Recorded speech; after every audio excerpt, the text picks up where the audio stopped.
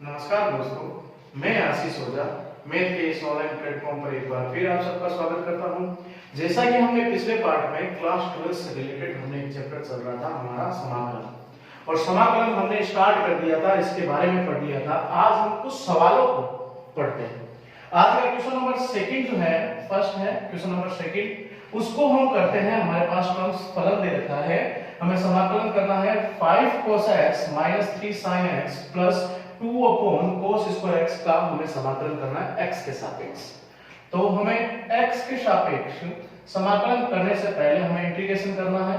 तो हमारे पास जो वैल्यू दे रखी है उसको पहले हम लिख सकते हैं 5 cos x dx minus 3 sin x dx के रूप में लिख सकते हैं, और इसको हम लिख सकते हैं 2 sec स्क्वायर x dx के रूप में लिख सकते हैं।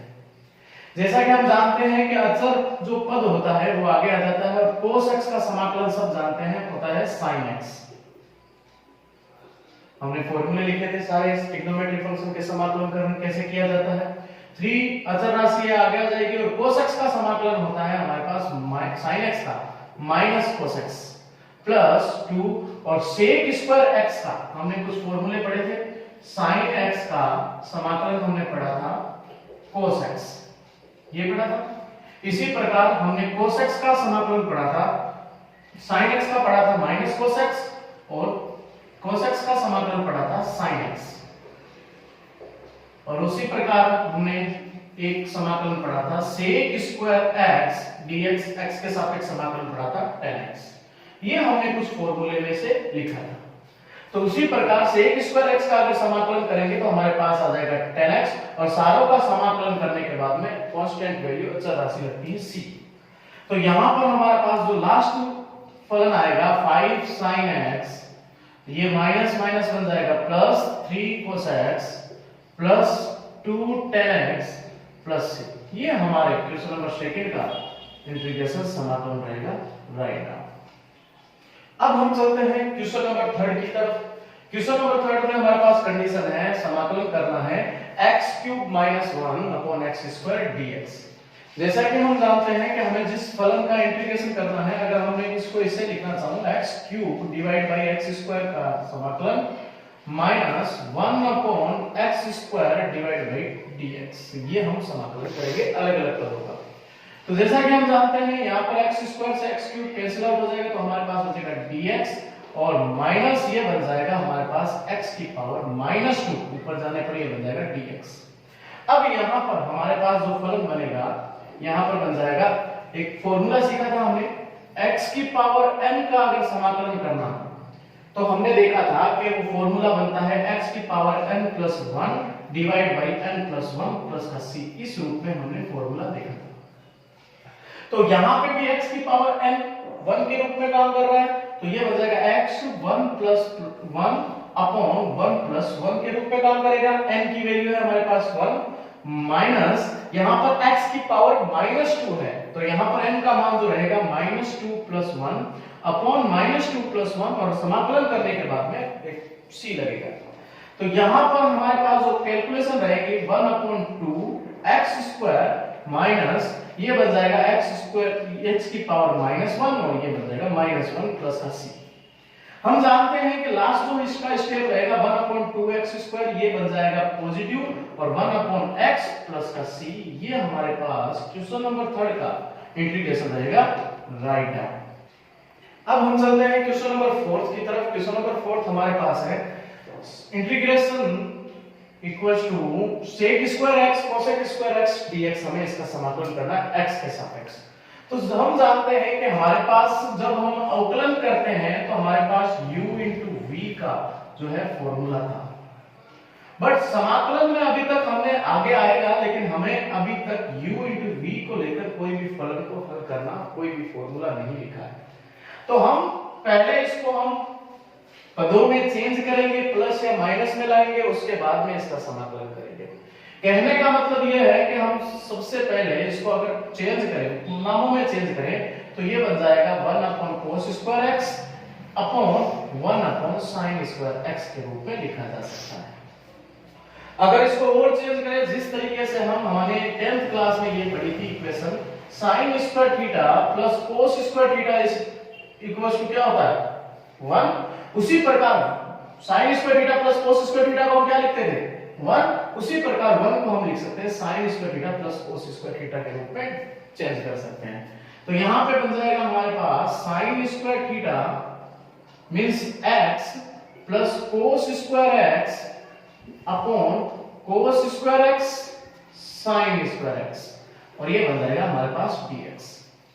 जिस तरीके से हम एलसीएम लेते हैं उसी प्रकार एलसीएम को हमें तोड़ना है, तो हमारे पास कंडीशन बन जाएगी sin square x divide by cos square x sin square x dx plus cos square x divide by cos square x sin square x। हमने क्या किया है, एलसीएम को आंशिक भिन्नों में परिवर्तित कर दिया है।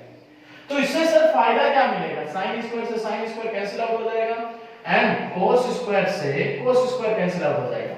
तो सर हमारे पास जो कंडीशन बचेगी 1 अपॉन sin स्क्वायर x और 1 अपॉन sin स्क्वायर x बनेगा हमारे पास dx प्लस यहां पे बन जाएगा 1 अपॉन cos स्क्वायर x, ये आ जाएगा 1 अपॉन cos स्क्वायर x और यहां पे बन जाएगा 1 upon sin square x dx के रूप में काम करेगा। तो नेक्स्ट स्टेप जो हमारा रहेगा, मैं यहां पे लिख रहा हूं, नेक्स्ट स्टेप बन जाएगा हमारे पास, ये बन जाएगा 1 अपॉन cos स्क्वायर x, सब जानते हैं, ये बन जाएगा sec स्क्वायर x प्लस और 1 अपॉन sin स्क्वायर x, सब जानते हैं, ये बन जाएगा cosec स्क्वायर x dx के रूप में काम करेगा। जैसा कि मैंने आपको लास्ट क्वेश्चन में भी बताया था, sec स्क्वायर x का समाकलन क्या होता है बच्चों, tan x, और cosec स्क्वायर का समाकलन हमने लास्ट पार्ट में सीखा था माइनस cot x होता है। तो ये पॉजिटिव से क्या बन जाएगा, नेगेटिव cot x प्लस जो अचल राशि लगती है वो बन जाएगी c। ये हमारे क्वेश्चन नंबर 4 का समाकलन रहेगा राइट नाउ। अब हम चलते हैं हमारे क्वेश्चन नंबर 5 की तरफ। क्वेश्चन नंबर 5 है i integration equals to, integration करना 1 plus x multiply by root x dx का समाकलन करना। जैसा कि यहाँ पे भी हम देखते हैं ये u into v के रूप में काम करता है, तो सबसे पहले हमें प्लस या माइनस के रूप में स्टेप में चेंज करना पड़ेगा। तो इसको हम चेंज करते हैं, तो हमें पता है कि x की मल्टीप्लाई रूट x की मल्टीप्लाई 1 के साथ करेंगे तो रूट x बन जाएगा, प्लस रूट x की मल्टीप्लाई x के साथ करेंगे तो ये बन जाएगा हमारे पास x रूट x, ये हमारे पास बन जाएगा dx। जैसे हम फलनों को साथ में लिखते हैं वैसे भी फलनों को हम अलग पदों में लिख सकते हैं, तो रूट x dx प्लस ये बन जाएगा x रूट x dx के रूप में काम कर सकते हैं। तो जैसा कि आप सब जानते हो कि रूट x मीन होता है x की पावर हाफ dx प्लस यहां पे भी x डॉट x की पावर हाफ dx के रूप में काम करेगा। तो अगर मैं एक स्टेप और बढ़ाना चाहूं तो x की पावर हाफ तो यहां पे पड़ी है, और प्लस हम सब जानते हैं आधार समान हो तो घातांक जुड़ जाती है, दैट मींस x की पावर 1 डॉट x की पावर हाफ, आधार समान हो तो घातांक जुड़ेगी, तो 1 plus half is equal to बन जाएगा 3/2 बन जाएगा। तो यहां पे हम लिख सकते हैं x की पावर 3/2 dx के रूप में काम करेगा। और जैसे ही हमने इस पदों को रूप में चेंज किया, परिवर्तित किया, हमारे पास एक फॉर्मूले के रूप में कंडीशन आ गई। हम जानते हैं कि x की पावर n के रूप में काम कर रहा है सर ये, और x की पावर n के रूप में अगर काम कर रहा है तो यहां पर x की power n plus 1 divide by n plus 1 plus c के रूप में एक फॉर्मूला याद आता है। और इस फॉर्मूले में अगर चेंज करें बच्चों तो यहां पर बन जाएगा 1/2 plus 1 half plus 1 plus c x की पावर 3/2 प्लस 1 3/2 प्लस 1 के रूप में काम करेगा। अब करना क्या, कैलकुलेशन करनी है हमें, तो कैलकुलेशन करेंगे तो ये बन जाएगा हमारे पास integration is equal to x की पावर, दोनों का एलसीएम लेंगे 2, तो ये बन जाएगा 3/2 अपॉन ये भी बन जाएगा 3/2 के रूप में आ जाएगा, प्लस इसका इंटीग्रेशन करेंगे तो ये बन जाएगा x की पावर 5/2 डिवाइड बाय 5/2 के रूप में काम करेगा प्लस का c। इसका गणितीय विश्लेषण करेंगे तो हमारे पास आ जाएगा 2/3 x की पावर 3/2 प्लस 2/5 x की पावर 5/2 प्लस का c। ये हमारे पास क्वेश्चन नंबर 5 का इंटीग्रेशन रहेगा, समाकलन रहेगा राइट। अब हम चलते हैं हमारे क्वेश्चन नंबर 6 की तरफ। क्वेश्चन नंबर 6 जो है बहुत ही सिंपल क्वेश्चन है, ये एक फॉर्मूले की तरह ही काम करने वाला है। हमने एक फॉर्मूला सीखा था यदि हमें a की पावर x के रूप में मिल जाए और हमें dA के रूप में a के सापेक्ष समाकलन करना हो तो हम इसको लिख सकते हैं कि a की पावर x प्लस 1 और यहाँ पे x प्लस 1 मींस ये एक चर राशि की तरह काम करेगी और x जो है अचर राशि की तरह काम करेगा। तो हम सीधा इसको हम लिख सकते हैं, क्योंकि हमारे पास कोई वेरिएबल नहीं है तो हम जोड़ या घटा नहीं सकते, तो हमारे पास कंडीशन क्या बन जाएगी, x की पावर a की power x plus 1 divide by x plus 1। इसको हम सिंपलीफाई नहीं कर सकते तो हमारा यही इंटीग्रेशन रहेगा राइट नाउ। अब हम चलते हैं हमारे क्वेश्चन नंबर 7 की तरफ। क्वेश्चन नंबर 7 है, हमें इंटीग्रेशन करना है x square upon 1 plus x square के रूप में हमें कंडीशन दे रखी है और हमें x के सापेक्ष समाकलन करना है। जब हमारे पास अंश और हर में दोनों में हमारे पास कंडीशन आ जाए, हमारे पास कोई मान आ जाए, तब उसको सरल करने के लिए हमें कुछ ना कुछ जोड़ना या घटाना पड़ता है। तो यहाँ पर मैं एक को जोड़ रहा हूँ और एक को घटा रहा हूँ, जिससे हमें पता है एक को जोड़ने पर घटाने पर कोई फर्क नहीं पड़ने वाला और हमारे पास एक को जोड़ने या घटाने पर क्या बन जाएगा, मैं इसको मान लेता हूँ पहला पद और इसको मान लेता हूँ दूसरा पद और हमने इसका आंशिक रूपांतरण चेंज कर देना, आंशिक भिन्नों में परिवर्तित कर देना। तो हमारे पास कंडीशन बन जाएगी 1 plus x square upon 1 plus x square, इसका x के सापेक्ष समाकलन करना है। फिर हमारे पास हो जाएगा 1 अपॉन 1 प्लस एक्स स्क्वायर, इसका भी हमारे x के सापेक्ष समाकलन करना है। तो जैसा कि हम जानते हैं ये सेम सिमिलर पद है, तो ये बन जाएगा 1 dx और इसको हम लिख सकते हैं 1 अपॉन 1 का स्क्वायर, क्योंकि 1 का स्क्वायर क्या होता है, 1 होता है, तो ये यहाँ पर हमारे पास इस रूप में लिखा जा सकता है। सर हमने स्क्वायर के रूप में क्यों लिखा, क्योंकि हमारे पास फॉर्मूला है। सबसे पहले हमें पता है कि 1 का x के सापेक्ष अवकलन करेंगे तो x आएगा। यहाँ पे हमारे पास एक फॉर्मूला फाइंड आउट किया था कि यदि हमारे पास 1 अपॉन 1 प्लस एक्स स्क्वायर आ जाए, a का स्क्वायर प्लस x का स्क्वायर, तो वो कंडीशन होती है tan inverse x plus c के रूप में लिखा जाता है। तो यहाँ पर ये बन जाएगा हमारे पास tan inverse x plus c के रूप में बन जाएगा। ये हमारे क्वेश्चन नंबर 7 का आंसर रहेगा राइट। अब हम चलते हैं हमारे नेक्स्ट क्वेश्चन, क्वेश्चन नंबर 8 की तरफ चलते हैं। क्वेश्चन नंबर 8 हमारे पास है, इंटीग्रेशन करना है हमें cos square x upon 1 plus sin x के रूप में दे रखा है। तो जैसा कि मैंने लास्ट क्वेश्चन में कहा था कि यदि हमें अंश और हर में दोनों में आ जाए तो हमें उस वेरिएबल को कैसे भी करके चेंज करना है। तो जैसा कि हम जानते हैं 10th क्लास में ये इक्वेशन पढ़ी थी, sin square theta plus cos square theta is equal to 1 होता है। तो हमारे पास cos square theta is equal to क्या बना था, 1 माइनस sin स्क्वायर थीटा। तो क्या मैं cos स्क्वायर थीटा को 1 माइनस sin स्क्वायर थीटा में चेंज कर सकता हूं? ऑफ कोर्स चेंज कर सकते हैं सर। तो यहां पर cos स्क्वायर की जगह बन जाएगा 1 minus sin square x upon 1 plus sin x का समाकलन करना है x के सापेक्ष।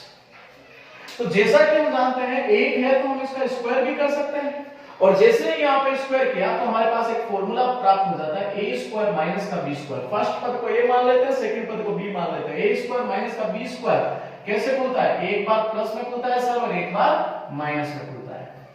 और एक बार प्लस में और एक बार माइनस में खुलेगा तो हमारे पास आ जाएगा 1 प्लस sin x, और दूसरी बार नेगेटिव रूप में खुलेगा तो 1 minus sin x divide by ये बन जाएगा 1 प्लस sin x, और इसका हमें x के सापेक्ष समाकलन करना है। स्टेप को ध्यान में रखते हुए हम आगे चलेंगे और यहाँ पे हमारे पास बन जाएगा, हम इसको अगर अंशों का हरों का आंशिक परिवर्तन करते हैं तो 1 upon sin x upon 1 upon sin x, इसके बन जाएगा dx, और दूसरा वाला पद बन जाएगा, ये हमने चेंज किया तो यहाँ पर ये यहीं पे काट सकते हैं, ये कट जाएगा। तो बचा क्या हमारे पास, इंटीग्रेशन 1 माइनस sin x का हमें x के सापेक्ष क्या करना है, समाकलन।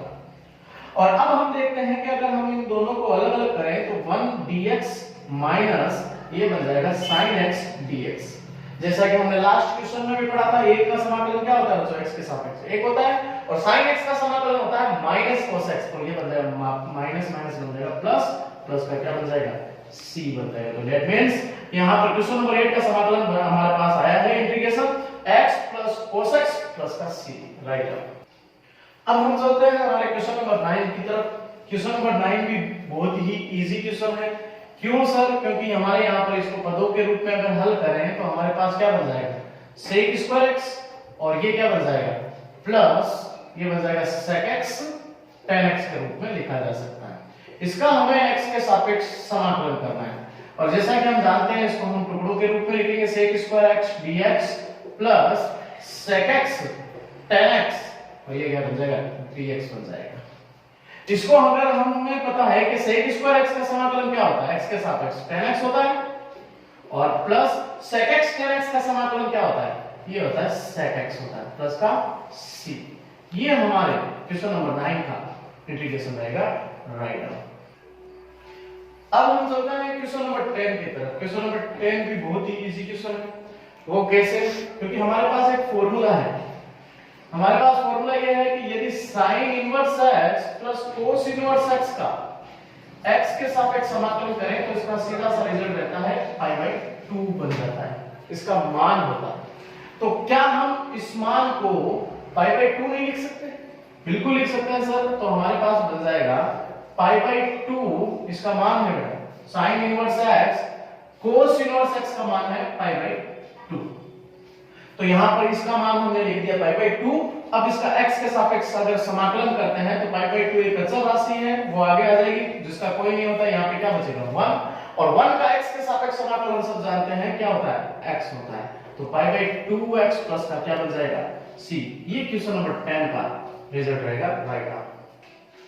अब हम इस चैप्टर से जुड़े सवालों को नेक्स्ट पार्ट में करेंगे। इन सवालों से अगर कोई डाउट हो तो आप कमेंट के माध्यम से पूछ सकते हो। धन्यवाद।